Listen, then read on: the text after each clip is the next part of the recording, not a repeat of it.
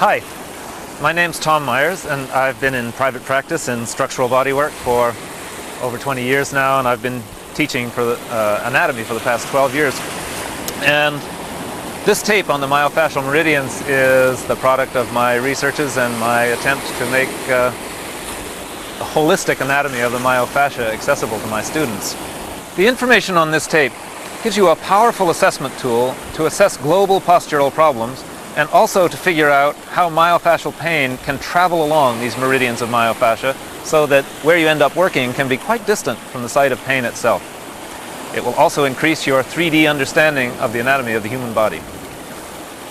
The information contained on this tape is unique in that, for the first time I think, it really gives you a view of myofascial anatomy that's based on wholes instead of parts. So let's go to the classroom and see how it works. In Tape 1 of this program, Fascial Tensegrity, we laid the tracks for the anatomy train system by learning about the role and development of the fascial net in human beings. Using models like Bucky-Fuller's tensegrity structures, we saw how the myofascial system transmits the forces of gravity, action, strain, and even trauma around the body. To make the learning fun, we compared these myofascial continuities to train lines, and we used this metaphor to present the route map that these meridians of structure follow. In this tape, we'll present each of the anatomy trains in specific detail. By understanding these body-wide lines of transmission, you'll be able to address stubborn local pain problems by unwinding global postural patterns. Further treatment options and myofascial sessions are offered in the Anatomy Trains book, and on our Anatomy Trains Technique series of videotapes, and via our classes. Before we start, let's briefly review the Anatomy Trains rules. Tracks of myofascial pull through the body, just like train tracks, need to go pretty much in the same direction. You can't make radical changes of direction and still have a line of pull that goes through the body. So rule number one is, of an anatomy train, you can't make radical changes of direction. You have to keep going in the same direction. Secondly, you can't have one set of tracks crossing right over another set of tracks or the trains would collide. So you can't, in the same way as if you have a line of pull going through the body, if it meets another fascial plane going opposite to it, you can't have a line of pull through that plane. So that's the second rule. You can't have one plane of fascia crossing through the other plane and still have the line of pull. The fascial planes or fascial lines of pull are able to divide, kind of like a Y or kind of like this switch here, so that one fascial plane can divide into two and create two separate lines of pull, and conversely two separate lines of fascia can come together and blend into one fascial plane. The tracks are like the myofascia. They run continuously through the body. But the muscles go from station to station, from origin to insertion. And we've been thinking of muscles as just going from the origin to the insertion, and as if that was the only line of pull. But once you start thinking about the myofascial meridians, the myofascial continuities, those are just stations along this continuous track that runs right through the body. We have expresses and locals. Just like the subway in Boston, the express train covers several stations before it stops, and the locals just go from station to station. The express that covers many joints is on the outside. The locals, which cover the individual joint, are deeper on the inside. All right, with these rules in mind, let's go. We'll start with the superficial front line.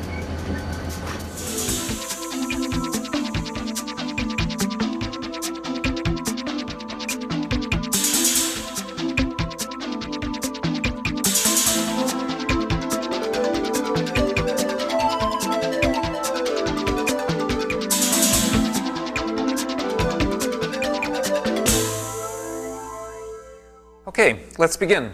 The superficial back line starts actually under the foot on the bottom side of the 5 toes and stretches across the bottom of the foot in the plantar fascia. Now let's see what that looks like anatomically on the slide. You can see the plantar fascia there stretching across the bottom of the foot as one long line. And if we go to the next slide, you can see that the plantar fascia is really providing a bowstring across the arches of the foot, so that as the plantar fascia stays tight enough, it acts like a bowstring that keeps that arch up. And the the plantar fascia ties into the front of the heel bone here. Now, this is a place that where it ties in, the plantar fascia, we say it ties into the front of the heel bone, but it in fact ties into front of the periosteum of the heel bone. So that if you have somebody who is running or doing some other activity where they land like this, bam, bam, bam on the ground, they tug, tug, tug, tug, tug, tug, tug on that plantar fascia, and it starts to pull the periosteum away from the bone here. And bone making cells, which are plentiful between the periosteum and the bone, go, let's fill in the periosteum. That's their program, is fill in under the periosteum. So as the periosteum gets pulled away from the bone, they fill in under there and create a bone spur. However, in our anatomy trains idea, what we're looking at is it doesn't end there. It goes around the heel with the periosteum, or even through the heel with the fascia that goes through the heel bone, and comes up the other side, and we can keep right on going. Where do we go? We go right up the Achilles tendon, and you can see that on the next slide.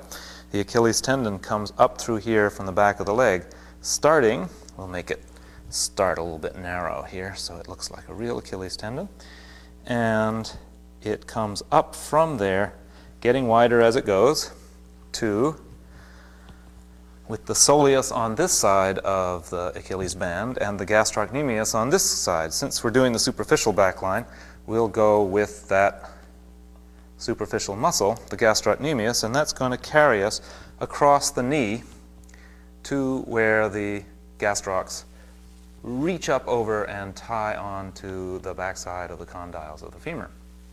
Now, if you look at this, this whole structure here is also kind of like a bowstring.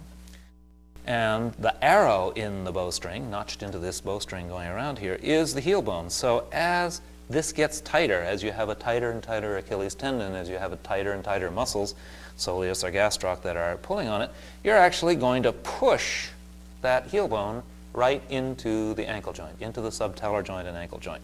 And that creates a lack of mobility in the heel. It can create a lack of a good ability to ground through the heel. You see this a lot in people who are leaning forward, because as they lean forward, they tense on the Achilles, and that jams the heel into the ankle joint.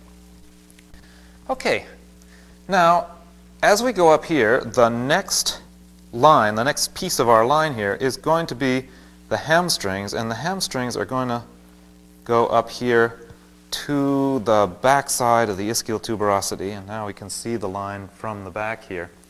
And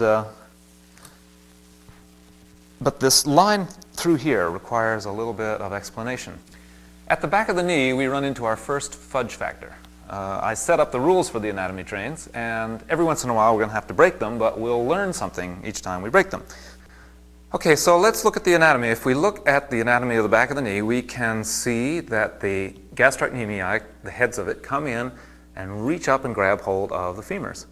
The biceps are reaching down outside of them, the biceps on the outside and the semis on the inside, reaching around the gastrocnemius heads to take a hold of the fibula and the tibia, respectively. But that's not really an anatomy train. It's not continual fascia running across there. They run up next to each other, but they don't really hook. But they do really hook when the knee is extended. So if I take and I drop this on the floor and I go down to pick it up with my knees bent, what you see is I disengage that train. But as I straighten my knees, the condyles of the femur come back against the heads of the gastrocs and the tails, the tendons of the hamstrings, and interlock them just kind of like a fireman's carry into one sheet, one line, one band.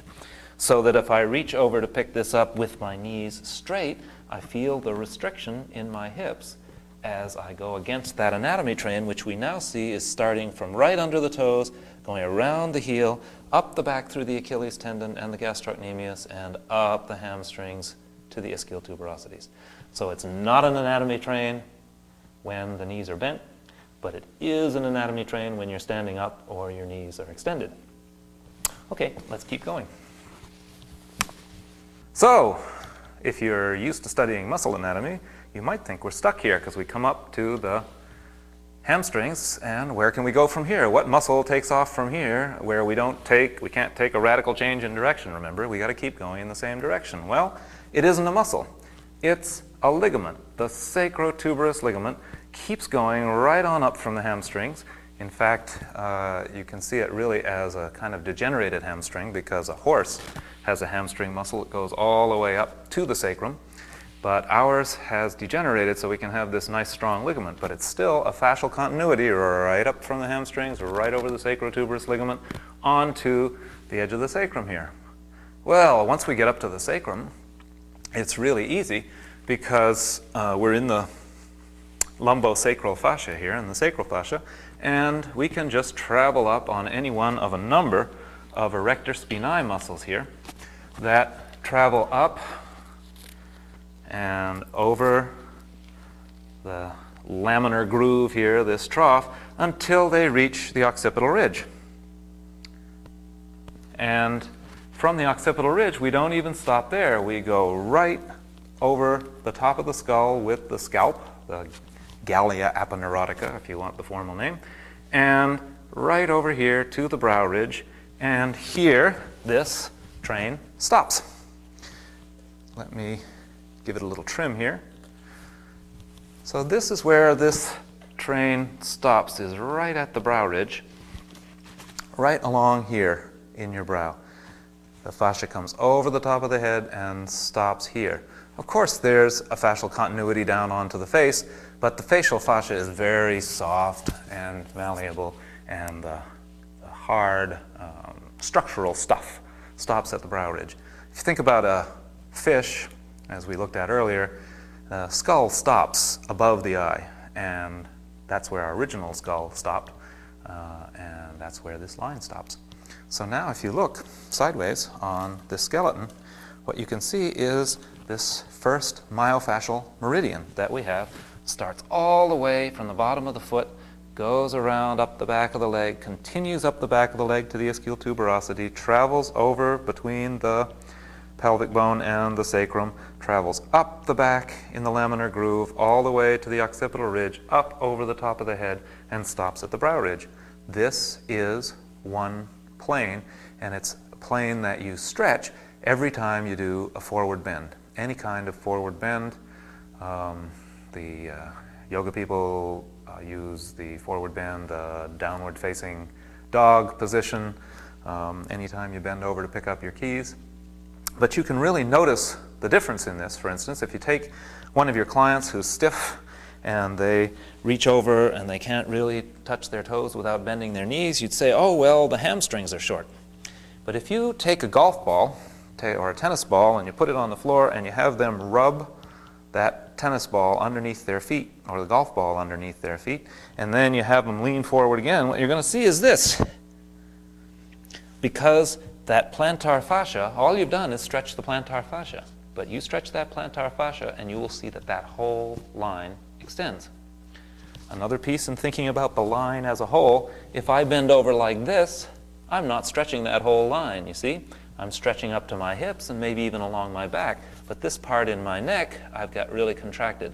So to lean over and stretch like this is not the same as leaning over and stretching like this, or even like this.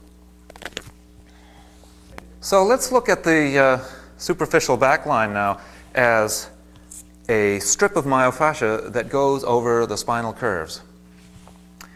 You can start up here with the cranial curve. The cranial curve is a primary curve. The cervical curve is a secondary curve. The thoracic curve is a primary curve. The lumbar curve is a secondary curve. The sacrococcygeal curve is a primary curve. Now, I know we're stretching a little bit, but the knee curve is a secondary curve, right? And the heel is a primary curve. And the arches are a secondary curve. All the secondary curves that we're looking at here, the cervical when you pick up your head, the lumbar when you start to crawl, the knee when you start to walk, and the arches when you start to walk, are all curves that have to be pulled into being by the balance of the myofasciae.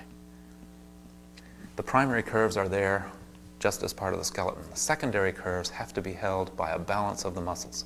So now if you look at the knees here, when you're walking, when you're standing, if you jam the knees back into hyperextension, you've got a secondary curve problem.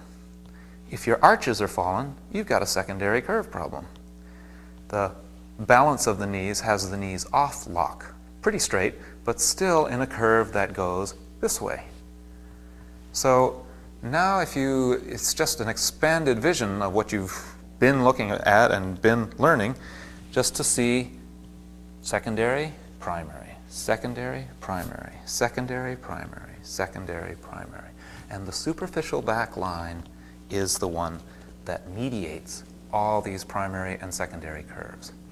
So if you see a posture, for instance, here's a common one. If you look at a posture like this and you compare it to the superficial back line, you can see that the superficial back line is short from my shoulder to my ankle. It's like a bowstring.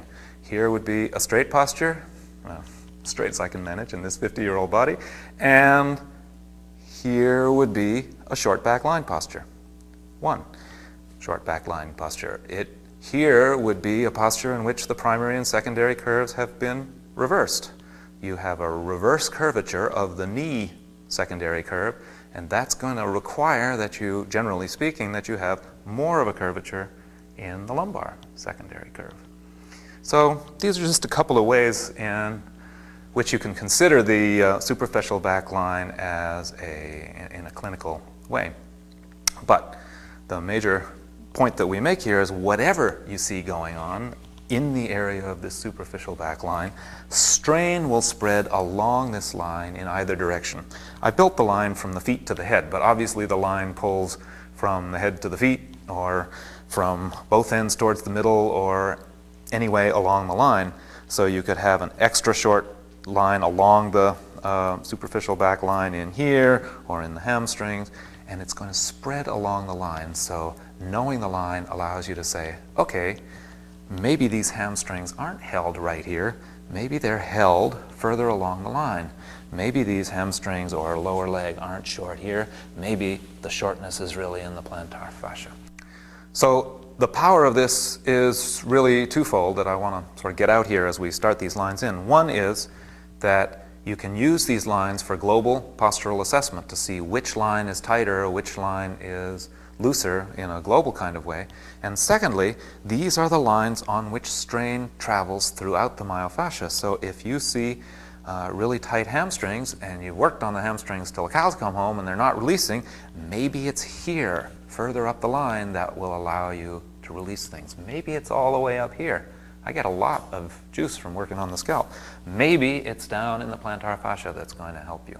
So that's the second way you can use these lines, is if you're having trouble somewhere along the line, maybe, just like in those tensegrity structures that we were looking at a while back, the problem is coming from someplace more distant along these myofascial meridians. So the superficial back line, starting from the bottom of the foot, goes around the heel, up the back of the leg on the gastrocnemius and hamstrings, the sacrotuberous ligament, and up all the erector spinae muscles and fascia to the back of the head, over the top of the head on the scalp fascia to attach to the brow ridge, and on its way covers all these primary and secondary curves on the back of the body.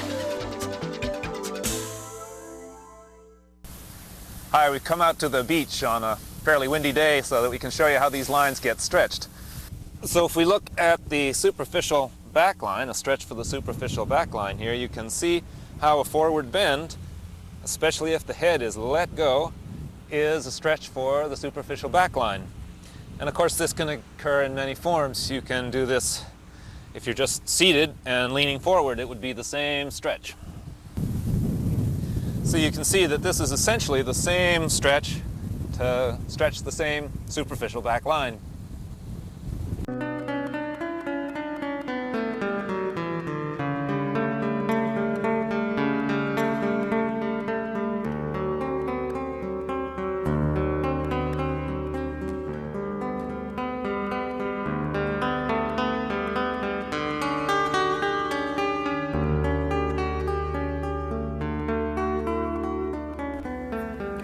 So the superficial front line, as you might expect, is pretty much a balance to the superficial back line. So instead of starting on the back side of the toes, we're going to start on the front side of the toes with extensor hallucis and extensor digitorum longus, and we pick up the tibialis anterior here from the inside, and we go right over to the knee, like that. But hey, does that look like it? Especially if you look at it from the side? No, not quite. Because if we had muscles that went like that, they'd have great leverage on our toes, but they would, we'd have to have skin that went all the way out around here. So God took this extra little piece of fascia and strapped it around here like that, so that all the muscles of the superficial front line go under this pulley on their way to the toes or the inside edge of the foot there. Now the retinaculum, which you can see here as a separate structure, and you usually see it in your anatomy books as a separate structure, is not really a separate structure. It's just a thickening of that superficial fascia, the superficial body leotard that runs all the way around the body that we were talking about when we were looking at the how fascia is in the body. So here we are on the superficial front line, going in under this retinaculum and up the front of the leg. This is all the muscles of what's known as the anterior compartment. Tibialis anterior, extensor digitorum longus, and extensor hallucis longus, which are known as Tom, Dick, and Harry. So, having come up here to the top of that compartment, we are at the tibial tuberosity. If we keep going in a straight line, you can see this in the anatomy slide, that we get right onto the quadriceps femoris, and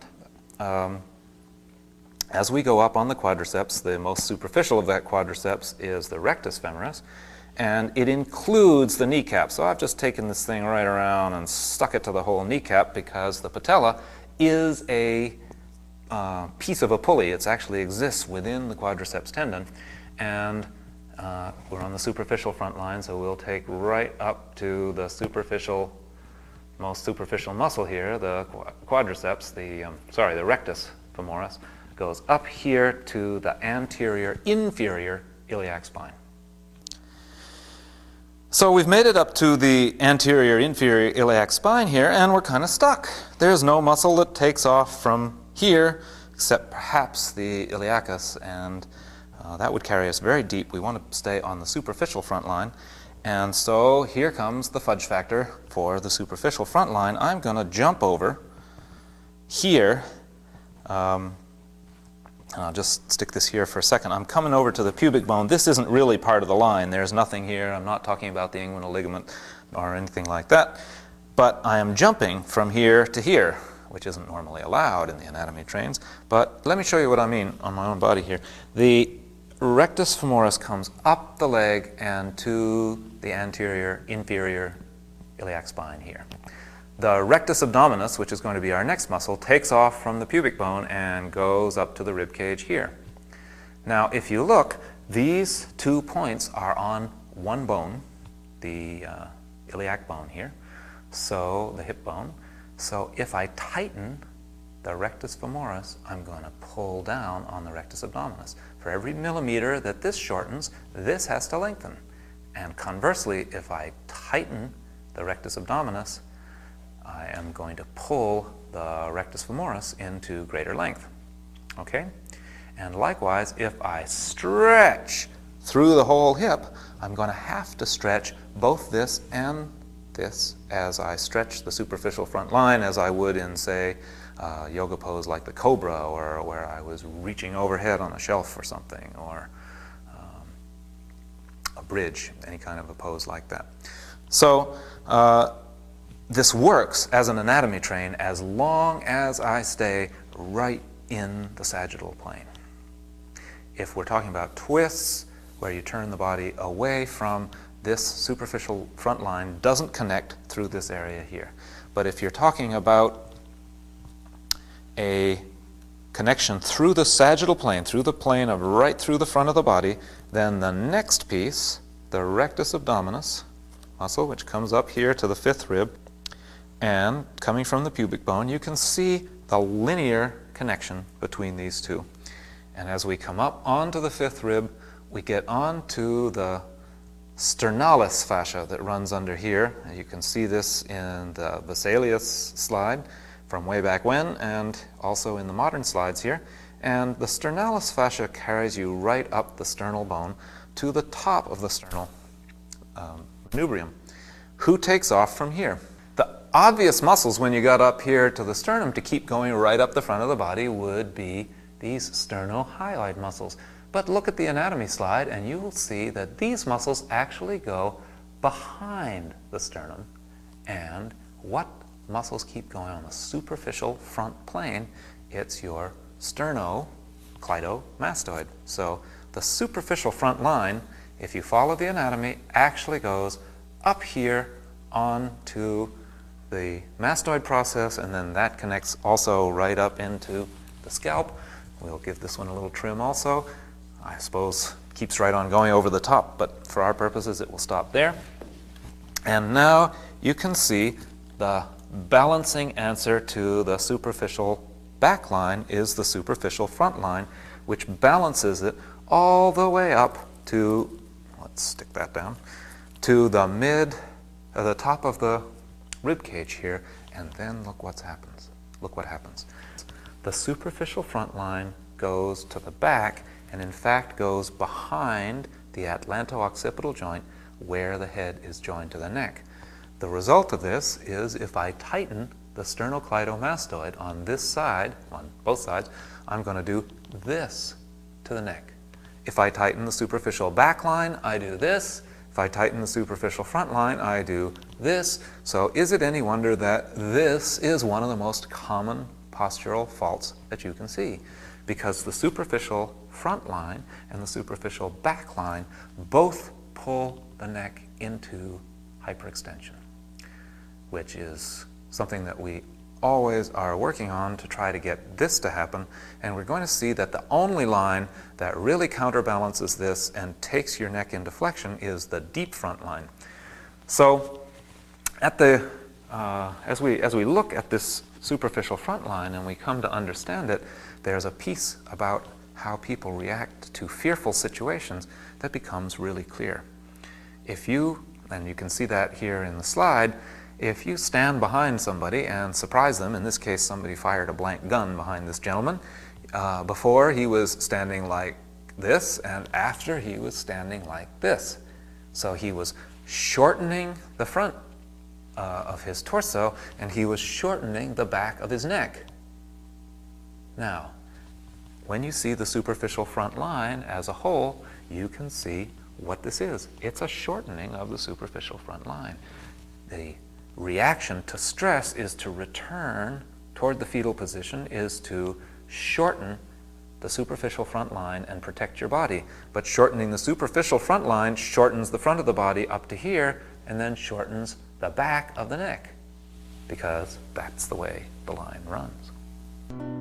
To recap then, from the top of the toes, underneath the retinaculum at the ankle, up the anterior compartment of the leg, through the kneecap, up the front of the thigh to the pelvis, jumping across to the rectus abdominis, up the chest on the sternalis fascia, onto the sternocleidomastoid, all together running up the front of the body in the superficial front line.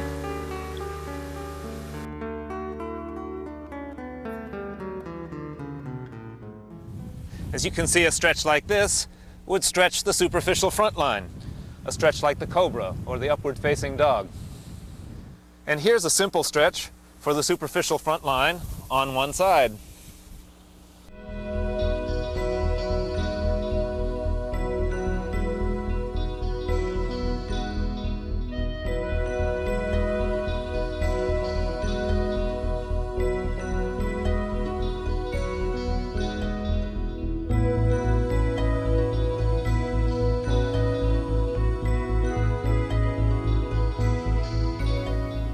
Okay, so now we have the superficial front line and the superficial back line. Now we're going to look at the lateral line, the line that goes up the side of the body.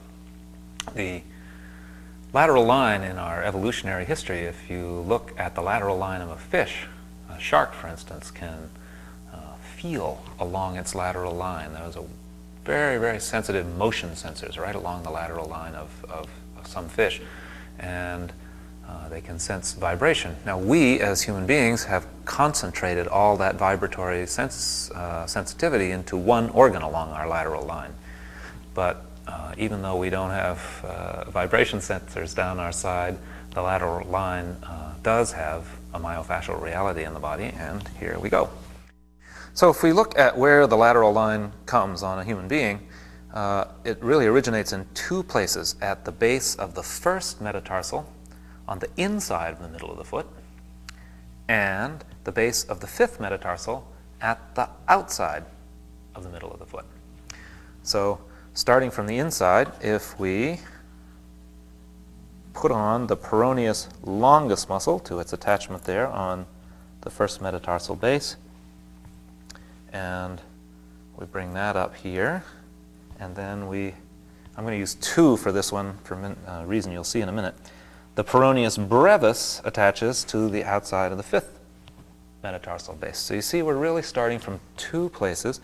Both of those muscles go behind the lateral malleolus of your ankle, where they're also held in by a retinaculum.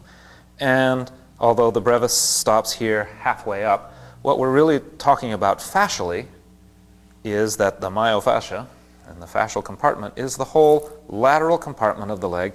So we're going to carry both of them up here to the fibular head, where that myofascial compartment has a connection forward through something called the anterior ligament of the head of the fibula, which you can see here in this slide.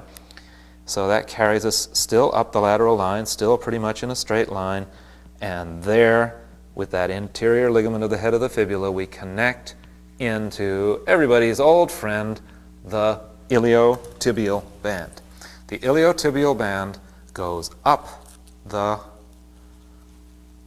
just put these here to keep them here. The iliotibial band goes up the side of the leg, widening as it goes, and cups.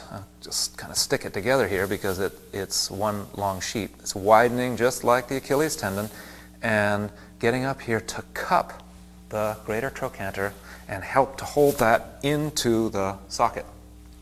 The fascia opens up and spreads into a Y here, and many muscles are attaching to it. The tensor fascia lata here, the northern fibers, all right, the superior fibers of the gluteus maximus attach here from the ilium down. And of course the gluteus medius would be here in the middle. I don't have enough gauze to get across here, but you can see this kind of Y deltoid of the hip arrangement here.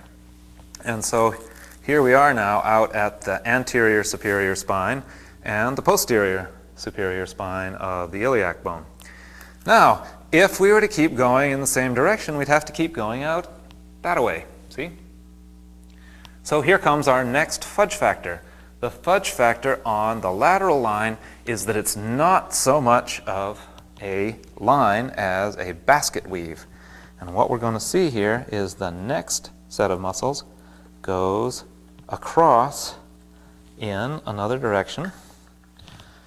Here is the fibers of the internal oblique muscles. You can see on the anatomy slide there, and coming from the anterior superior spine, the fibers of the external oblique, obviously external to the internal oblique, coming over it, and they form an X here along the side of the body. So if you look at this X here, I'll show you on my body here, it's going right through your waist. And if you reach and grab around to what's left of your waist, you can feel out here on the side the external oblique going this way, and if you grab a little deeper and grab onto it, you'll feel underneath that external oblique the internal oblique, and they're forming an X. So if you look at this line from where we started down at the foot up to here, we started with muscles that came from the foot around the outside of the leg, up here to the fibular head, across to the iliotibial band, widening out to the anterior spine and the posterior superior spine, and now winding back this way. Now, yes, I know it doesn't follow the Anatomy Train's rules, but it does form a kind of basket weave, and it keeps going with this basket weave. if we look here, what kind of muscle would be going this way? Well, it's the internal intercostals are arranged between the ribs at an angle like this, same as the internal oblique. And the external intercostals are coming over the top of that, coming back in this direction. I'm going to hook it around the scapula here because I'm kind of stuck with the shoulder. But you can see that you still have this oblique arrangement here with the external and internal intercostals. Here's the external intercostals, here's the internal intercostals, just the same as we had the external obliques and the internal obliques. So we're continuing this kind of cross-hatched basket weave, inside-outside formula as we go up the torso. So we continue this interweaving kind of tensegrity arrangement around the ribs, going both directions. So it's a multitude of X's going up through here until we get to the top of the ribs underneath the shoulder. We're not really including the shoulder here. And we look at how does this X express itself in the neck. We have one very, very deep leg of the X way underneath there, in which this part of the leg of the X is the anterior scalene, and this part of the leg of the X is the internal, the superior oblique muscle, the suboccipital muscles. But this is very deep, and this is going to become part of our deep front line. So I'm going to continue. There is an X on top of this. The first part of this X is the splenius capitis, which really comes from over here on the spinous processes and comes right up onto the mastoid process just behind the sternocleidomastoid. And so that's going to take us to the top of that one. I'll just trim that. And the other one on the outside, which is once again our friend, the sternocleidomastoid, coming up onto the skull here, same as it did before. So what you can see if you look at the lateral line is a kind of basket weave or tensegrity back and forth of the elastic lines this way, this way, this way, this way, this way, this way, this way, this way. It's a woven thing that comes all the way down until you get to this strong band, and then it goes down to the leg as we said before. But if you look at the movement here of what happens on your lateral movement, because every time you walk you're doing lateral movement, every time you swum as a fish you were doing lateral movement, and this weave that goes across here limits that lateral movement as you swing back and forth this way. Okay, so that's how the lateral line is almost more a container for movement than a creator of movement.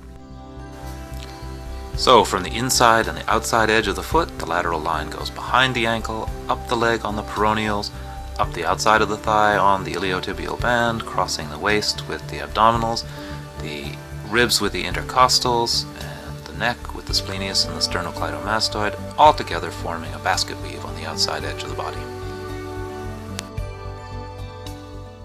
And here's a simple stretch for the lateral line.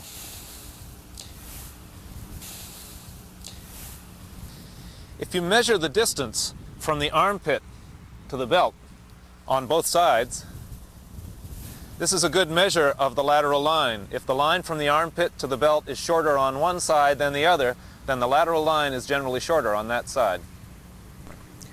Okay, if you looked, however, sideways here, you could also see that these lines are parts of spirals.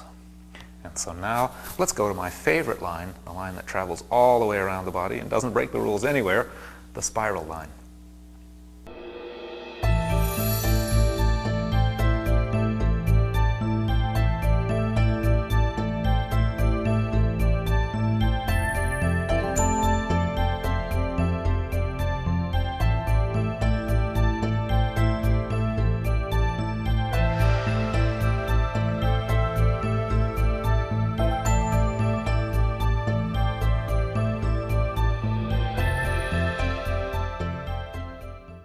Okay, now let's go on to the spiral line. It was a piece of this line that was first introduced to me by an article by Raymond Dart, the anthropologist, and that's what got me started on this whole thing. And I just take it a little farther than he does, maybe a little more daring, I don't know, maybe a little more foolhardy.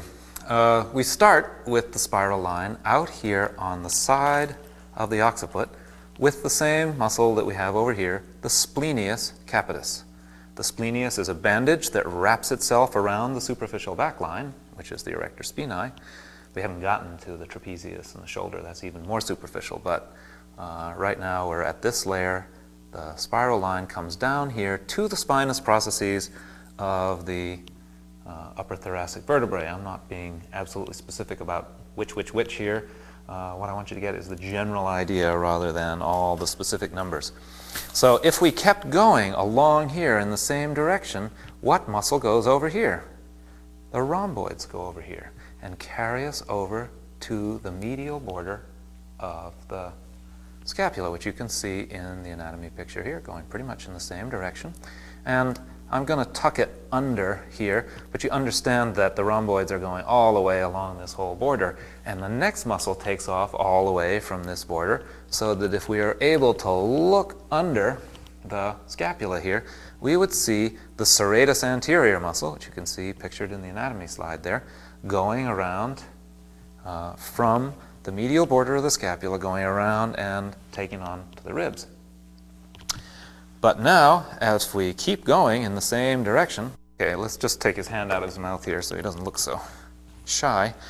And right here along the ribs, we've got, the, as you can see in the anatomy slide, here comes the serratus anterior, here comes the external oblique, so we can go right along with the external oblique over to the midline of the linea alba, and right across through the linea alba onto the external oblique on the opposite side. You can see that in the slide also.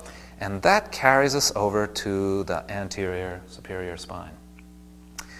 This anterior superior spine is really one of the places in the body that's, if we were carrying this train analogy on, is really like a roundhouse. Look at what we've got going off from here. We've got the external oblique going up to the ribs, the internal oblique going across here, the internal oblique lower fibers go down to the pubic bone, sartorius takes off this way, tensor fasciae lata goes off that way. You really have a lot of muscles, a lot of different directions of pull coming right off from here. But right now, we're coming down along here with the internal oblique, and we don't have to stop here. We can keep right on going in the same direction. And we'll get his other hand out of the way, and stay there. And Gustav, you hold that. And we keep on going on what? The tensor fasciae lata that's coming here, which gets us onto our old friend, the iliotibial band, carried right down. Maybe there's an attachment on there to that greater trochanter, but definitely down here to the, ooh, who put that on the femur? Right down here. I did. Right down here on the tibial condyle. Of course, it's the iliotibial band, comes down here to the tibia. And if I'm down on the tibia, where do I go? Right onto the tibialis anterior. And I'd better go underneath this retinaculum here. And that carries right down on the bottom of the foot to the first metatarsal, first cuneiform joint. But hey, we've already seen this. We had another muscle that came to exactly this point, the peroneus longus muscle. It also comes into the joint right here. So they're connected through the joint capsule, and together they form a stirrup that goes right around the foot and comes up, same as the other one did, behind the lateral malleolus. Oops, better put it underneath the retinaculum. And from here, if we go right up on this spiral line, we get to the fibular head. With the fibular head, if we keep going in the same direction, we're going to be right on the biceps femoris, which carries us, up to the ischial tuberosity on the lateral hamstring, same as we are before, and we can just keep right on going on the superficial back line all the way up the body, up under here to where these erector spinae. And so what you have is a line that connects this side of the head, the left shoulder, the right hip, the right arch, right up back here to the same side of the head. Now if you look at this aspect of the line here, the rhomboids and the serratus together hold this medial border of the scapula. So you could say that the medial border of the scapula is suspended in the rhomboserratus muscle. So if the rhomboids are tight, it's going to pull the scapula up and in. If the serratus is tight, it's extra tight, it's going to pull the scapula down and out. So if you can watch scapular position and see not only that you need to work with these two muscles, but that you're working with something along the whole spiral line. So if you look at this incredible connection along here, I want to make two clinical points about this. If you watch me now, I am going to shorten what I call the right spiral line because it starts from the right side of the head and ends on the right side of the head, but remember it's involving the left shoulder. So if I tighten the upper portion of the line that goes from my head down to this hip, right, down, around, behind me, and over here, watch. Okay? That's shortening the right spiral line. The left shoulder falls off the body, the right side of the head comes down so that the head is moved off to the left of the midline, and the whole spiral shortens. I could do it on the other side. If I let go of that, I could shorten the left spiral line. Now I'm doing a classic shortening of the whole line. It might not exactly look like that, but you can see the implications of this line in spinal rotations. I'm not saying that this line causes spinal rotations, but that it will be involved in spinal rotations. You will see the line shortening to either compensate for or create these kinds of things. Okay, so to look at another clinical aspect of the spiral line, if we start from the anterior spine here or here, and we go down the body, you notice that what we get to is the inside arch, right in there, the weakest point of the foot arch. If we go down from the back of the line, we go down the hamstring, from the hamstring onto the peroneals, and that takes us also down to the weakest point of the arch. If the tibialis anterior and the front part of this line tighten up, they're going to pull the arch up. If they fall, they're going to allow the arch to fall also. If the back side of this line, the hamstring peroneal side of this line, tightens up, it's going to create the arch falling. If it has good span, it's going to allow the arch to stay up. So what we can see is not only do we have a sling around the arch that works through the lower leg, we have that sling continues right on up through the upper leg to the pelvis itself. So in pelvic angle, the tendency is for a fallen arch to go along with the anterior tilt and a high arch to go along with the posterior tilt. So as you can see from the number of ribbons that we're getting on the skeleton now, these lines interact. To keep this tape within bounds, we are putting out the lines as they exist, but it is hard to get into all the interactions of the lines.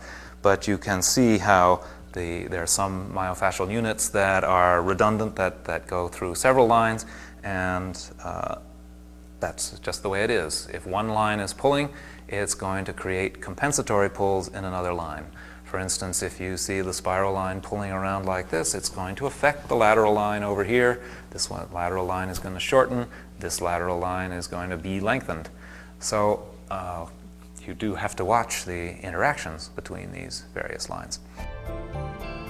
So the spiral line sweeps down from the skull to the opposite shoulder, around the ribcage and around the belly to the same hip, and down on the iliotibial band and the tibialis anterior to the underside of the foot, holding the arch in a sling, up the outside of the leg with the peroneals onto the hamstrings, and up the body on the same track as the superficial back line.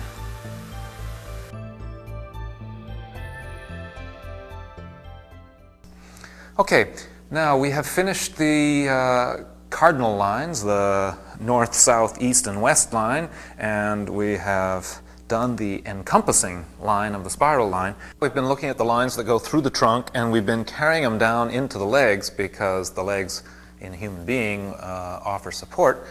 The lines also carry out into the arms, and because our shoulders are more specialized for mobility rather than stability, the arm lines crisscross a lot, so they are not as exact as the ones going through the legs. So we're going to go through 4 lines here fairly quickly. There's a superficial front line, a deep front line, a superficial back line, and a deep back line, and we'll be going through them fairly rapidly to keep the tape within bounds here. So watch carefully. At no time do my hands leave my wrists.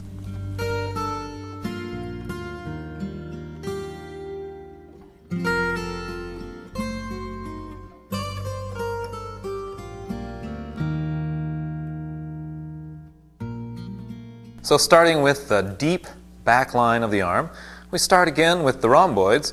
The rhomboids carry us right over, the same way as they did on the spiral line, over to the medial border of the scapula, but this time we keep on going out the scapula, and we take up with the infraspinatus and teres minor, and we could be going also from the levator scapulae and the supraspinatus. You can take this line in one of several ways and come out onto the greater tubercle of the humerus, where we join in with the head of the tricep going down the arm. Now this looks like a rapid change in direction, which would be breaking the anatomy train's rules, but if you look at the arm in any kind of extension, you can see how this line is one long line.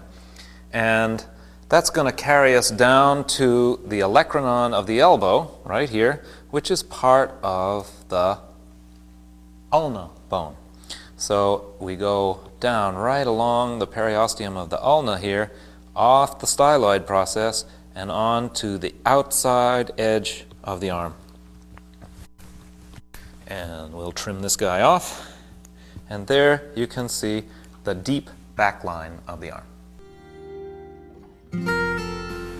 So the deep back arm line starts from the spinous processes, go down on the rhomboid, and then out on the rotator cuff, down on the triceps to the elbow, and down on the ulna side of the arm to the little finger.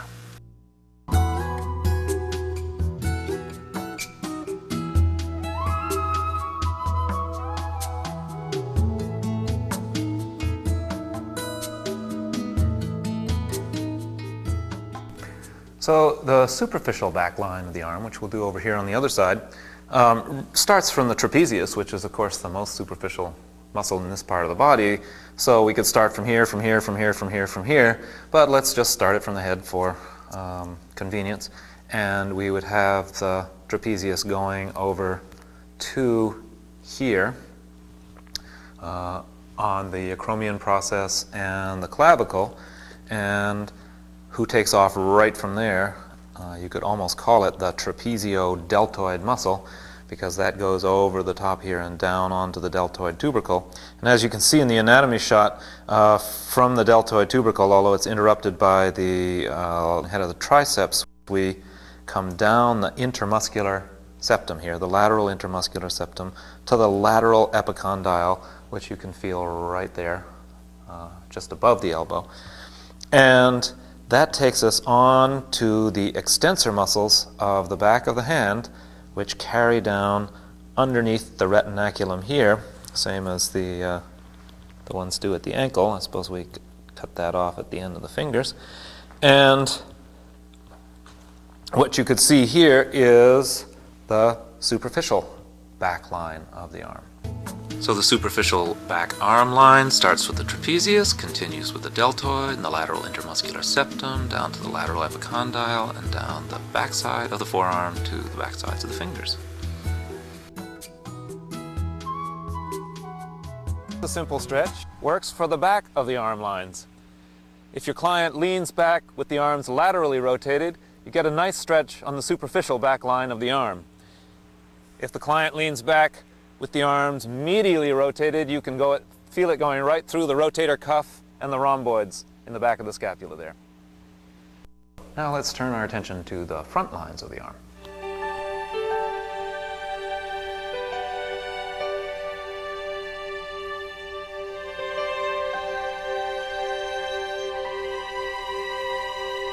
First, the deep front line of the arm. The deep front line, starting from the front of the body, would include the pectoralis minor muscle, not the major, which would come up here to the coracoid process, that little piece of the shoulder, the scapula that sticks through to the front. And here we turn and go down on the coracobrachialis towards the arm, and again, it looks as though it breaks the anatomy train's rules, but if you look at the arm when it's stretched out, or if you were hanging from a branch, you can see that this complex of myofasciae are what hold the arm to the chest, which is a good idea when you're swinging from branch to branch and suddenly, boom, landing on that branch with the whole weight of your body. So next time you're swinging from branch to branch, you can be grateful to your pectoralis minor, which helps hold your shoulder onto, helps hold the rest of your body onto your shoulder in that instance. Now, coming out here, we pick up the brachialis and the supinator the way we showed you when we were looking at expresses and locals, and that carries us down onto the radius. We could also do that with the biceps if we were taking the express. Coming down here onto the radius and out the periosteum of the radius, over the styloid process, and onto the thumb side. So if you look, you can see very clearly that the thumb side of your body is connected up through the radius, through the inner part of the arm, to the inside of the chest on the pectoralis minor muscle.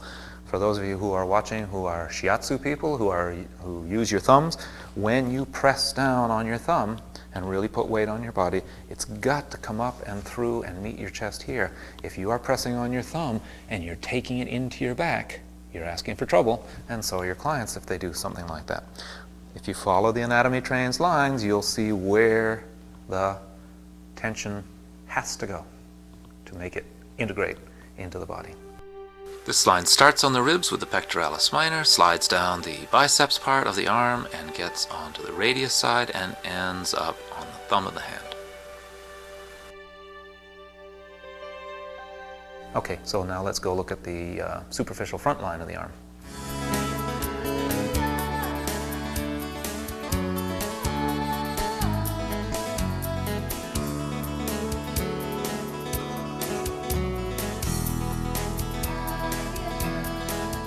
The superficial front line of the arm starts with several familiar muscles. You have the pectoralis major in the front coming this way, but you also, strangely enough, again I say the arms are really diverse because they're so mobile, you also have the latissimus coming in from the back. Now, latissimus dorsi means the widest muscle of the back, but I'm sorry, it feeds into the superficial front line of the arm.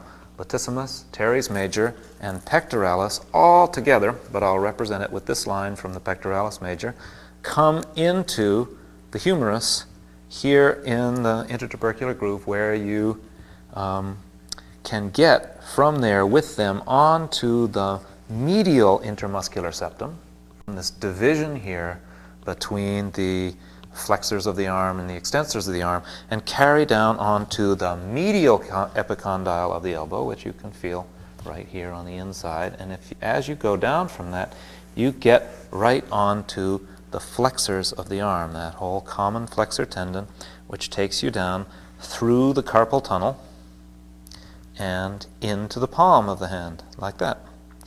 So this, if we look at how you stretch these two lines of the arm, the front lines of the arm, the superficial front line goes from the palm, up the front of the arm, up the inside, and on to the pectoralis major. The deep front line of the arm comes from the thumb, up the radius, up the biceps and the muscles underneath it, and into the pectoralis minor. So the superficial front arm line starts with the pectoralis and the other muscles, comes down the inside of the arm to the medial epicondyle, gets onto the flexor group, and ends up on the palm side of the hand. As I say, the arm lines, if you look through here and you hold me to all the detail, you'll find that there are exceptions to the lines. Things cross more than they do in the legs, and that's because the arms are really designed for mobility. Here's a simple stretch for the superficial front line of the arm. You let the client lean forward, bringing their breastbone forward, and you turn the arms so that they're laterally rotated to the edge of comfort of the client. To stretch the deep front line, do the same stretch, but with the arms medially rotated. Now, if you want to think about how these lines work functionally, they really go across the body from the shoulder girdle to the pelvic girdle. And so what I want to do now is extend these arm lines into the functional lines, which show you the connections across the body between the girdles. So we'll have a front functional line and a back functional line.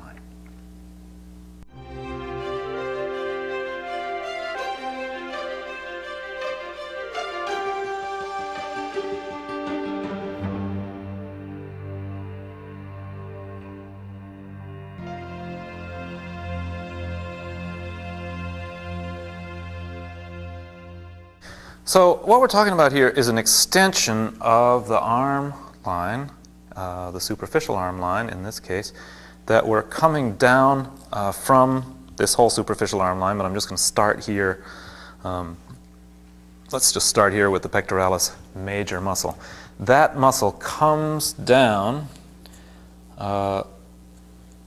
interdigitates with the upper fibers of the external oblique, comes down just about beside the rectus and down here into, as you can see in the slide, right down onto the pubic bone. But look what happens if we keep going. Keep going in the same direction, and as you can see, we get right onto the adductor longus, and the adductor longus goes behind the leg and ties to the linea aspera on the back side of the femur, right in there. See? So you have a tie-in from the right shoulder to the inner part of the left leg. It makes a lot of sense. Imagine you're a pitcher in a baseball game. You wind up. When you pitch with the right hand, but you use the left leg for support. You pivot around that left leg to get the full force with your right arm. Well, it makes a lot of sense now in terms of this myofascial meridian coming down from the right shoulder, across the pubic bone, and deep into the left leg. You can't go any farther with this because when you get down to the end of the adductor longus, you're in that linea aspera in the back part of the leg, and there are lots of other fasciae crossing over in other directions, so that has to be the end of this line, right where that big, strong adductor longus attaches into the back of the femur. Obviously, there is an equal but opposite line going down the other leg. But if you think about it, one of those lines is bound to be stronger than the other depending on what handed you are.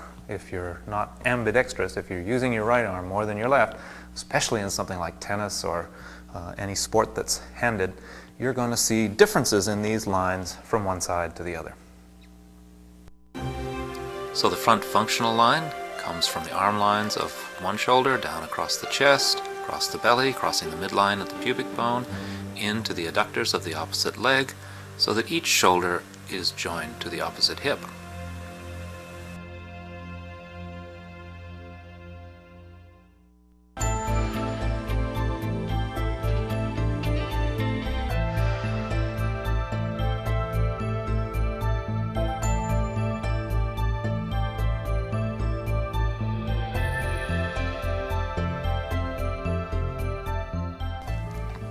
Okay, there is a similar corresponding line, functional line, in the back that goes, let's detach these lines here, that goes from the latissimus attachment, we could say, for starters, although we could pick up the teres in there, but if we use the latissimus, we might pick up the little bit of the scapula there with the latissimus. That happens in some people, not in others.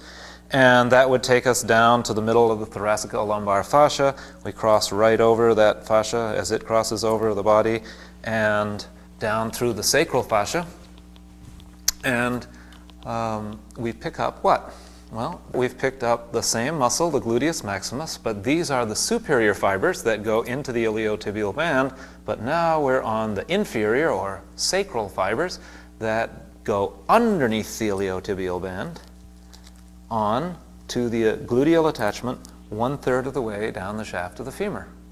So you can see we're stabilizing across to here, similarly as to the other side. But you know what? It doesn't stop here. What happens if we keep going around the leg underneath the iliotibial band? What muscle would we get to? That's right, the vastus lateralis comes right down in the same direction. That outermost one of the quadriceps comes down, picks up the kneecap, as we talked about before, and ends right here on the tibial tuberosity. And I suppose we could carry it down into the foot, but this will do for now. What I'd like you to notice here is that once again, the shoulder is stabilized to the opposite leg, in this case to the femur and to the knee.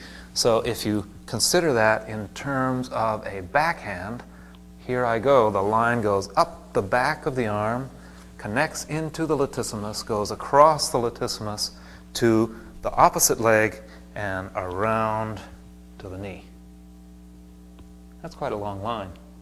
That's the line that you would use in a backhand shot in tennis.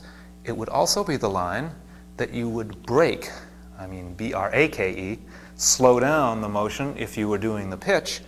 You'd be using the front line to create the pitch and using that functional line in the front, but the line in the back that we just looked at would be stopping that motion, keeping you from throwing the joints out of place.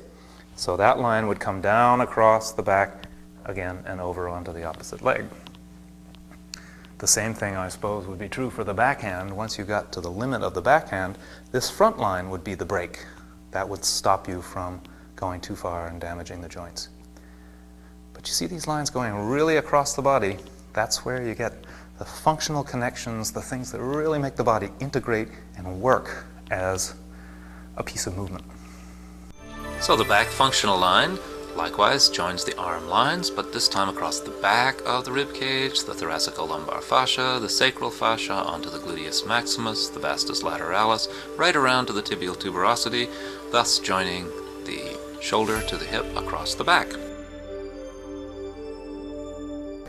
So those are the arm lines and the functional lines that hook the arm lines to the opposite parts of the pelvis. You've been very patient, and Gustav's been very patient, but we have one more line that we'd like to show you, and that's the deep front line.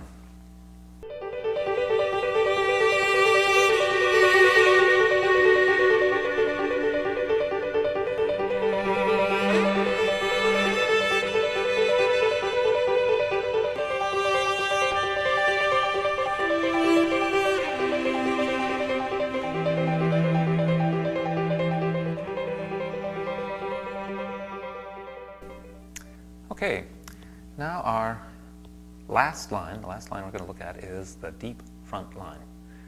I'm not saying that these are all the lines there are in the body. You may even be able to discover your own once you have the idea of the Anatomy Train's myofascial meridians, but this is the last one that I'm going to put out on this tape anyway.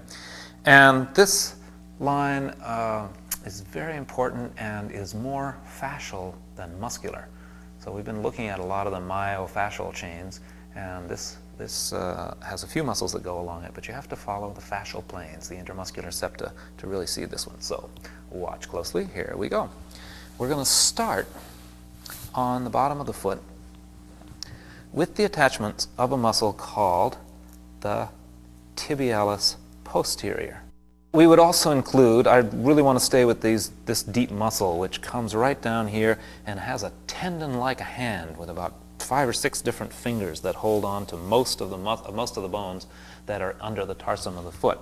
So it kind of supports that medial arch as it does so. We could also include the flexor hallucis longus and digitorum longus, and they go on up around behind this medial malleolus on your ankle, up in behind here, and deeper than your Achilles tendon going into the back of the leg here. So again, if we looked at tibialis posterior, flexor digitorum longus, and flexor hallucis longus. We got another Tom, Dick, and Harry coming back here into what's known as the deep posterior compartment of the leg, which you can see on the slide here. Now, this deep posterior compartment goes onto the back side of the fibula and the tibia and ties into this interosseous membrane way deep in the leg. So here we are going up the posterior side of the leg, and we get onto the fascia of the capsule of the knee. And this is also, again, we're following more fascia than muscle. You could think about the popliteus in this level of fascia. However, it's just really the capsule of the knee and the fascia that's going along with the neurovascular bundle, the bundle that's carrying the nerves and the blood vessels. And it crosses the knee with the neurovascular bundle, with the bundle of nerves and blood vessels, and cuts through back to the front of the leg, from the back to the front of the leg, through a hole in the adductor magnus muscle known as the adductor hiatus. So you may think it's strange that the deep front line actually starts out on the bottom of the foot, which is where the back line started, and goes to definitely the back of the leg. However, biologically, this was the front of your leg. Your leg, when you were a salamander, when your granddad's granddad was a salamander, your leg faced this way. This was the front of your leg. In the course of embryological and evolutionary development, both, the leg turns in so that what was the front side of your leg has become the inside or the back side of your leg. So here we are back on the front of the leg. Now, the next journey that this deep front line takes is up the intermuscular septum that runs between the quadriceps muscle and the adductor muscles. This is the line that you can see in this Vesalius slide, and it takes us right up the side of the linea aspera, the front side of the linea aspera, on this plane up to the femoral triangle, which is right in, let's just stick this to the side. Femoral triangle is right in here, and call it the groin. You also can call it the leg pit, because it is to the leg what the armpit is to the arm. Here you've got the blood vessels and the nerve, the femoral vein, artery, and nerve going through here. And you have our favorite muscle of all the body, the psoas, going through here. So you can travel up here on the psoas into the groove created by the transverse processes and the bodies of the vertebrae, of the lumbar vertebrae. I'm drawing this as if it's a line, but it's actually a series of muscles, one to the fifth, one to the fourth, one to the third, one to the second, one to the first, one to the 12th thoracic vertebra. So here we have a line going up through the body that starts from the bottom of the foot, goes up the back of the lower leg, around to the inside of the thigh, up to the front of the hip, and across behind the guts. This muscle is retroperitoneal. It's behind all your intestines and attaching to the side of the lumbar vertebrae here.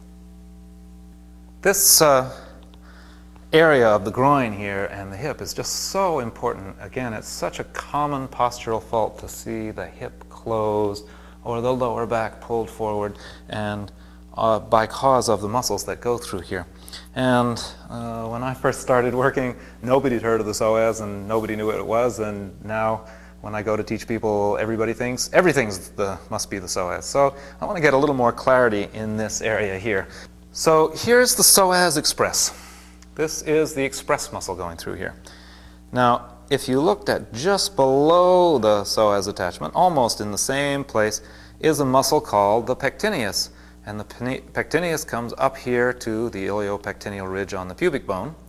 And if you wanted to keep going in this same direction, you could get on the psoas minor, for those people who have a psoas minor, which would carry you back up, carry you back up on top of the psoas to T12L1. So you could cover this same distance with the pectineus and the psoas minor that you covered with the psoas. Let's cut this off because there's another here. There's another local here that runs outside the psoas. You can see that this pectineus, if I could get it to stick, is running inside the psoas. Here comes another one outside the psoas. The iliacus or iliacus comes along here, starts with the same tendon as the psoas, but opens up into the hip here and fills in this whole inside of the iliac fossa, but its top attachment here is along the inside of the iliac crest. If you keep right on going from the inside of the iliac crest, you get right on to the quadratus lumborum muscle, which also takes you up to the 12th rib and the first lumbar vertebrae. So, if you had to get from the inside of the leg to this area of the 12th thoracic vertebrae, first lumbar, you could take three routes. You could take the psoas express up the inside here, you could take the pectineus and then psoas minor local, or you could take the iliacus quadratus lumborum local. All of these need to be considered when you're thinking about fully opening up the hip so that people get full hip extension. I guess it's obvious, but there will be an equal and opposite deep front line. I hope it's equal. Oftentimes it's not equal. In all the cases of scoliosis, pelvic imbalance, these two lines are not going to be exactly equal, but in terms of anatomy, there's an equal and opposite line coming up over here and coming up on the psoas on this side. Now, if you, once you get to here, the bifurcation stops, and as far as the line goes, we're going into a lot of structures that are singular. It's not that there's an equal and opposite left and right side, but there is one structure. For instance, the next one we're going to is the diaphragm. There's only one diaphragm. But this oneness in terms of the deep front line carries on down here in terms of the anterior longitudinal ligament, which you can see in this slide goes right down all the way to the tailbone. So if we were to look at this as an anatomy train, we could start right here, and we're just going to consider the anterior longitudinal ligament here. We go down around, I got to get around this metal stuff here, and down onto the tailbone, across the pelvic floor, which you can see in the slide there. See how that pelvic floor, especially the pubococcygeus muscle, is just an extension of the anterior longitudinal ligament coming across the floor of the pelvis. But hey, we don't have to stop there. We can get right on the rectus abdominis and carry ourselves right up the front of the spine. So, right up the front of the body. So you could say, I know that we've already put the rectus abdominis in as part of the superficial front line, but now I would like to give you the idea that the anterior longitudinal ligament and the pelvic floor and the rectus abdominis are kind of a long tail to the spine. At least, maybe a tail is going too far, but they are definitely part of a line here that surrounds the abdominal balloon and gives shape to the abdominal balloon. And sometime when we talk about this a little more, we can put in the clinical implications of this. But I wanted you to see that if we had taken the deep front line down from the top instead of up from the bottom, we'd get down to this place. We could either go straight down the spine and onto the pelvic floor, or we jump onto the psoas, which would take us left or right. So now we're going to continue going on up from here. And if you look at the slide there, you can see that there's a clear interdigitation here between the fibers of the psoas coming up like this and the fibers of the diaphragm coming down like that. If you look at the interface between the crura of the diaphragm and the psoas in your anatomy books, it looks as though they're completely separate. But I'll tell you, if you do any dissection, you will see that the fascia is absolutely continuous from the psoas to the crura of the diaphragm. It is really hard to tell where one stops and the other begins. The diaphragm arises out of these fibers of the psoas and out of the anterior longitudinal ligament and comes across in a dome here, which you probably can't see, but you know where the diaphragm is anyway, don't you? The central tendon of the diaphragm comes across here and attaches to the xiphoid process on the back. So that is one route that we can take with the deep front line. this whole root here, the inside of the chest is part of the whole root of the deep front line, but we're going to take a few different roads through here. So one would be to take the diaphragm forward to the back side of the sternum, and then we can travel up. Can you see my hand inside the sternum here? Travel up the transversus thoracis, come up behind the sternum, and let's see, we'll make our little guys do that here. Come up behind the sternum, and where are we? We're behind the sternum on those little guys that go right on up. Here, we'll take Gustav's head off just for a moment, he doesn't mind. That go right on up to the hyoid bone. In fact, they go inside the hyoid bone and out like this to the floor of the mouth. So the most forward route, if we took the most anterior route up the deep front line, we would be going from the diaphragm over the central tendon of the diaphragm to the xiphoid process here, up the back side of the sternum, the inside of the sternum with the transversus thoracis and all that fascia, and come out the top at the behind the sternum and up these little muscles here to the hyoid bone and forward to the chin. That's one route up here. And obviously we could continue with the jaw muscles which hold the jaw to the face. We won't go through all those in detail, but just to understand that the visceral part of your throat is connected down through your chest into the deep front line on the front side of your spine. Okay? All right, that was the front root for the deep front line. Now we got a middle root of the deep front line. We go up and forward on the diaphragm again, but this time we stop in the middle of the central tendon. What's attached to the middle of the central tendon?